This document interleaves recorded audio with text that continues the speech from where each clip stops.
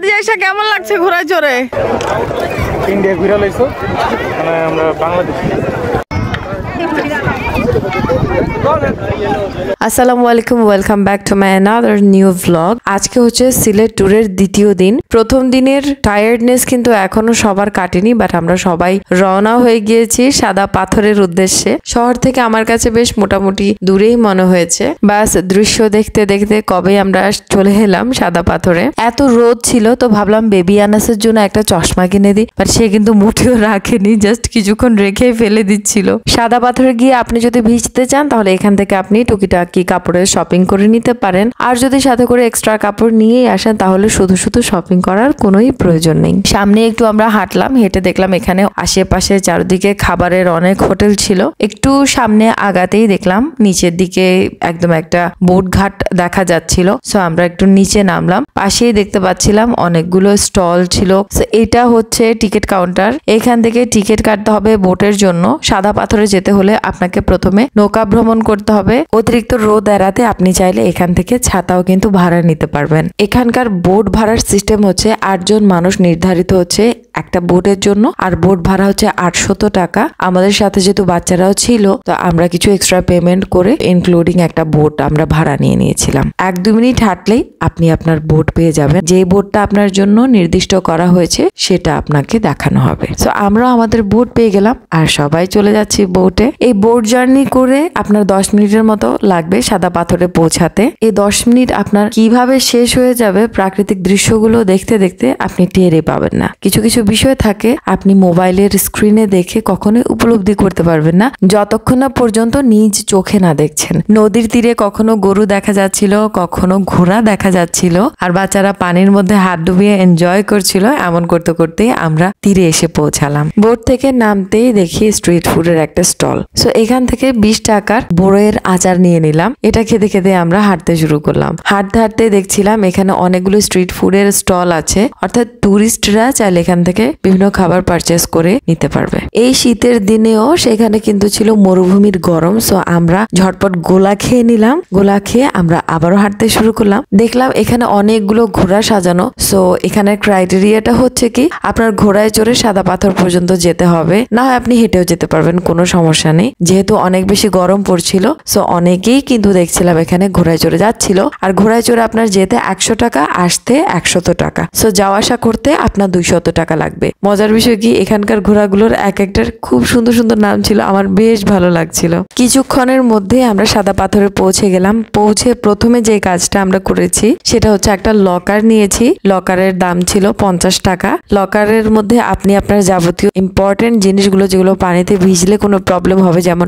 ঘড়ি, জুতা কিংবা আরো অন্যান্য জিনিসপত্র, সেগুলো আপনি লক করে চাবিটা সাথে করে নিয়ে চলে যেতে পারবেন। এবং এটা বললো অনেক নাকি সেফ, কোনো প্রবলেম হবে না। একবার যদি নাকি চাবি হারিয়ে যায় তাহলে নাকি তালা ভেঙে তবেই আপনাকে জিনিসপত্র উদ্ধার করে দেওয়া হবে। সো এটা খুবই নাকি সেফ। সো আমরাও নিয়ে নিয়েছি আর পানিতে পা ভিজিয়ে মজা নিচ্ছি। এই সাদা পাথরে আসার অসম্ভব ভালো লাগার একটা বিষয়। আমি বলতে চাই অবশ্যই সিলেটে আসলে এই সাদা পাথরে তো আসাই উচিত, কারণ এই জায়গাটা এত সুন্দর, মানে যা বলে আসলে ডিসক্রাইব করা সম্ভব না। আপনাকে গিয়ে সেখানে পা ভিজিয়ে পাথরের উপর বসতে হবে, তবেই আপনি এটার ফিল নিতে পারবেন যে কতটা সুন্দর আর কতটা মনোরম এই পরিবেশ। খালি পায়ে পাথরের উপর হাঁটতে কিন্তু ভীষণ কষ্ট হয়। সো পানিতে ভেজানোর মতো স্লিপার নিয়ে এখানে আসলে বেশ ভালো। পাথরের উপরে বসে বসে বাচ্চারা কিন্তু অনেকক্ষণ পানি দিয়ে আর পাথর দিয়ে খেলাধুলা করেছে। দেন আমরা খেয়েছিলাম ফুচকা। এমন একটা সুন্দর মনোরম পরিবেশে ফুচকা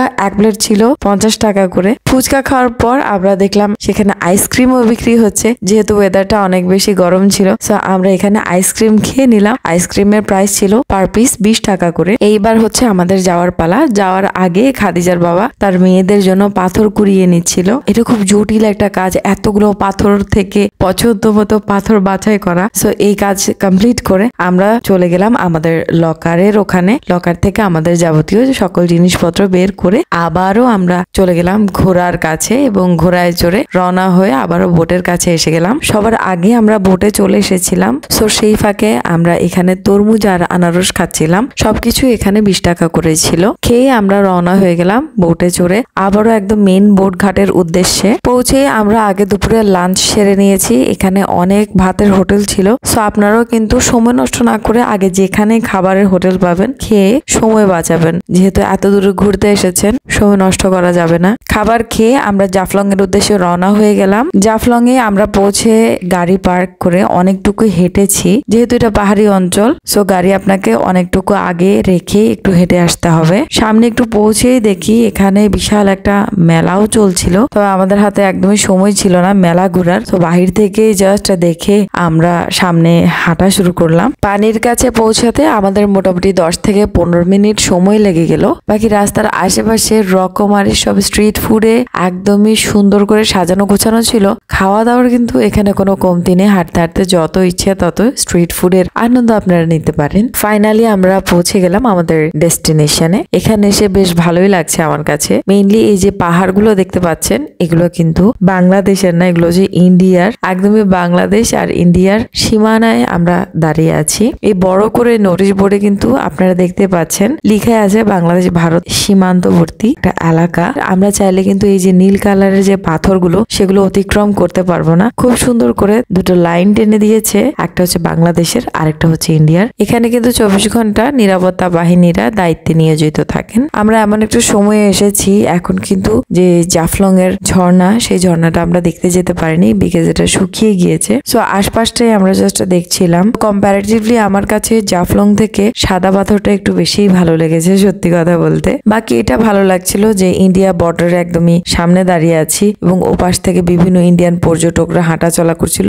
এটাই দেখতে জাস্ট একটু ভালো লাগছিল। That's it. হ্যাঁ, তবে আপনি নৌকা চড়ে একটু ইন্ডিয়ার ওপাশে যেতে পারবেন। যদিও স্থলভাগে বর্ডার ক্রস করা যায় না, বাট পানির মধ্যে তার বর্ডার দেওয়া সম্ভব না, তাই না? আপনি যদি 30 মিনিটের জন্য নৌকা চড়েন তবে 500 টাকা, আর যদি আপনি 15 মিনিটের জন্য নৌকা চড়েন তাহলে হবে 300 টাকা, আর যদি আপনি 5 মিনিটের জন্য নৌকা চড়েন তাহলে মাত্র 200 টাকা। সো আপনি চাইলে 200 টাকায় কিন্তু ইন্ডিয়া ভ্রমণ করে আসতেই পারেন। দিন গড়িয়ে সন্ধ্যাও নেমে আসছিল। জাফলং এর পাথরে বসে বসে সানসেট দেখছিলাম, বেশ ভালো লাগছিল আমার। আর সূর্য যখন অস্তমিত গেল তারপরে আমরা কিন্তু আর বেশিক্ষণ বসলাম না, সেখান থেকে আমরা রওনা হয়ে গেলাম। তবে হ্যাঁ, আসার সময় এইখান থেকেও কিছু পাথর কুড়াতে কিন্তু মোটেও ভুলিনি আমরা। সবাই আমরা এত বেশি টায়ার্ড হয়ে গিয়েছিলাম যে এরপরেই আমরা হোটেলে চেক ইন করি। ঠিক আছে, আজকের ভিডিওটি তাহলে আমি এখানে সমাপ্ত করছি। If you like my videos then do subscribe and follow me. আসসালামু আলাইকুম।